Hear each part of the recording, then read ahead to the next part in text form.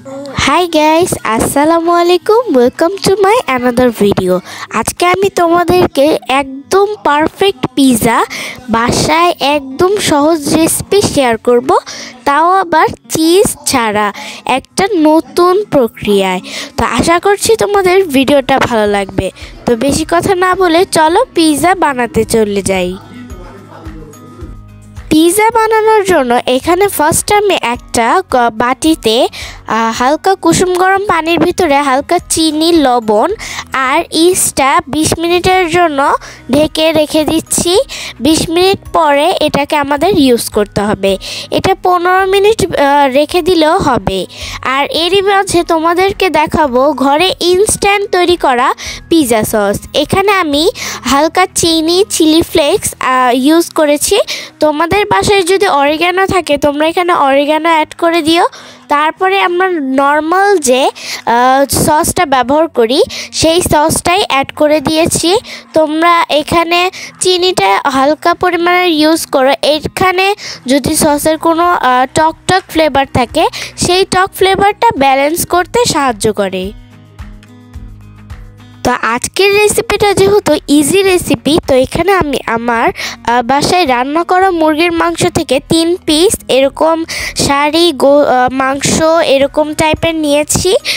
তোমরাও এইভাবে রান্না করা মাংস থেকে নিতে পারো। তো এইখানে আমি পিৎজার টপিংস হিসেবে ব্যবহার করছি হলো পেঁয়াজ।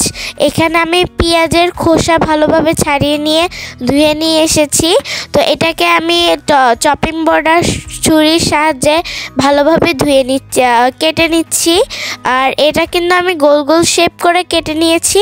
তোমরা তোমাদের মনের মতো বা ইচ্ছা যেরকম খুশি লম্বা করেও কেটে নিতে পারো, কিন্তু গোল গোল করে কেটে নিলে এটা দেখতে বেশি সুন্দর লাগে। তাই আমি এভাবেই গোল গোল করে কেটে এটাকে ছাড়িয়ে নিয়েছি। তোমরা দেখতেই পাচ্ছ আজকের টপিক কিন্তু আমি অনেক অল্প কিছু জিনিস দিয়েই করব। ঘরে থাকে যেসব জিনিস দিয়ে সেগুলো দিয়ে আজকের টপিকটা আমি করব। তো এরই মধ্যে আমাদের ইস্টটা কিন্তু পুরোপুরি অ্যাক্টিভ হয়ে গেছে। আর এখানে আমি এখানে ময়দা অ্যাড করে দিয়েছি। তোমরা এই রেসিপিতে আটাও ব্যবহার করতে পারো। তো এখানে আমি তারপর ময়দা দিয়ে ভালোভাবে এটাকে একসাথে মিক্সিং করে নিচ্ছি। আর প্রথমে এটা তোমাদের একটু স্টিকি টাইপের লাগতে পারে, তারপর তোমরা হাত ক্লিন করে আসার পরে এটা কিন্তু আর লেগে ধরবে না। কিন্তু এটা যদি এরপর লেগেও ধরে এর সাথে এক্সট্রা ময়দা ইউজ করলেই হবে।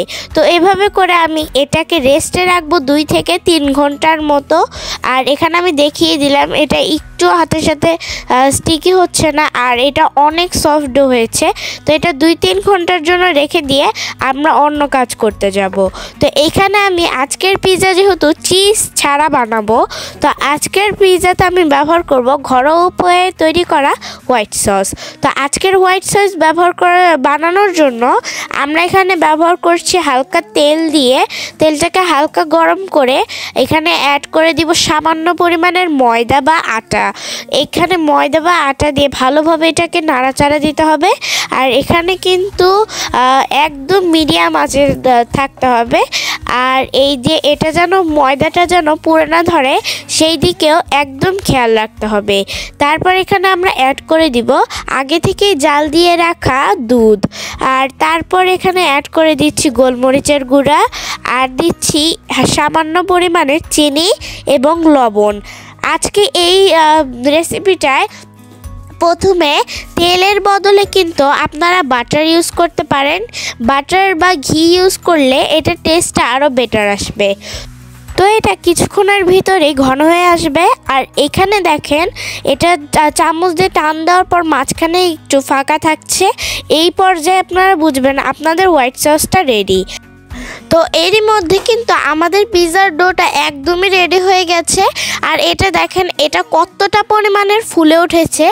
আর এই পর্যায়ে কিন্তু আপনাদের এটা একটু স্টিকি মনে হতে পারে, হাতের সাথে লেগে যেতে পারে। তো এই পর্যায়ে আপনারা এখানে একটু হালকা ময়দা বা তেল ব্যবহার করে এটা ভালোভাবে আবার একসাথে আবার কিছুক্ষণ 4-5 মিনিট মথে নেবেন। তারপর এখানে দেখেন আমরা একটা আমাদের ওভেনের যে সাথে এরকম বাটি দিয়ে দেয়, সেই টাইপের বাটি নিয়ে আমরা সেটা পুরোটা হাত দিয়ে ছড়িয়েছি। আপনারা চাইলে এটা কিন্তু বেলনে দিয়ে বেলে নিতে পারেন।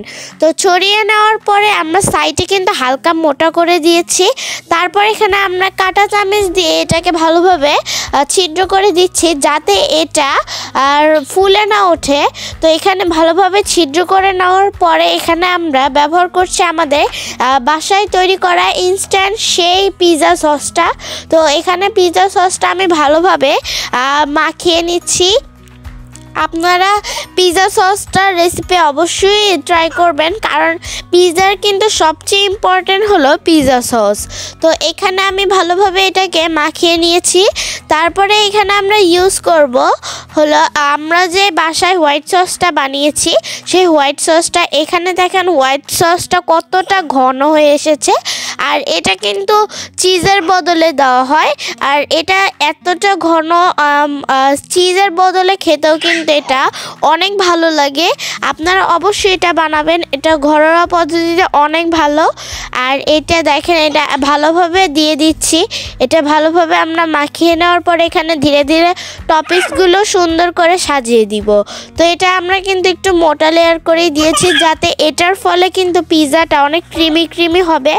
তারপর এখানে আমরা যে মাংসগুলো নিয়েছিলাম সেটা আমরা হাত দিয়ে ভালোভাবে ছিঁড়ে নিয়েছি। তো এখানে আঁশ টাইপের আমরা ছিঁড়ে নিয়েছি, ওইটা ভালোভাবে পিৎজার উপর দিয়ে ছড়িয়ে দিয়ে এখানে আমরা গোল গোল করে যে কেটে রাখা পেঁয়াজটা একদম সুন্দর করে দিয়ে দিচ্ছি এর উপর দিয়ে। পিৎজার উপরে ডেকোরেশন কিন্তু সম্পূর্ণ আপনাদের মনের মতো, আপনারা যেমন খুশি তেমনভাবে ডেকোরেট করবেন। এখানে আপনারা মাছ বা হলো ডিম দিয়েও এই পিৎজাটা বানাতে পারেন। তো এখানে আমি আমার মনের মতো পিৎজাটা এই টাইপের করে সাজিয়েছি। আমার বাসায় সেরকম কোনো ভেজিটেবলও ছিল না, তাই আমি এরকমভাবে সাজিয়ে নিয়েছি। তো এখানে আমি আমার ওভেনটাকে আগে থেকে একটু প্রিহিট করে নিয়েছি 1 মিনিটের মতো। তারপর এখানে আমি কনভেকশন মোডে 10 মিনিটের মতো দিয়েছি 110 ডিগ্রি সেলসিয়াসে। আমি বলে দিচ্ছি যে সবার ওভেন মাইক্রোওয়েভ কিন্তু একই রকম না, তো এখানে আপনাদের মাইক্রোওয়েভ সময় কম বা বেশিও লাগতে পারে। তো এখানে দেখেন আমাদের পিৎজাটা একদম রেডি। আমাদের কিন্তু 10 মিনিটের ভিতরে একদম পারফেক্টলি কুকিং হয়ে গেছে। আর আপনাদের পিৎজার সাইডের কালারটা ব্রাউন আসেনি, কারণ আমার বাসায় অলিভ অয়েল ছিল না, সেই জন্য আসলে। তো আপনাদের বাসায় অলিভ অয়েল থাকলে আপনারা সাইডে ব্রাশ করে দিবেন। আমি এই জায়গায় সয়াবিন তেল ব্রাশ করে দিয়েছি। আর দেখেন পিৎজাটা কত পারফেক্ট হয়েছে। তো আজকের জন্য এইটুকুই। ভিডিওটা ভালো লাগলে একটা লাইক করবেন। আজকের জন্য এইটুকুই। আল্লাহ হাফেজ।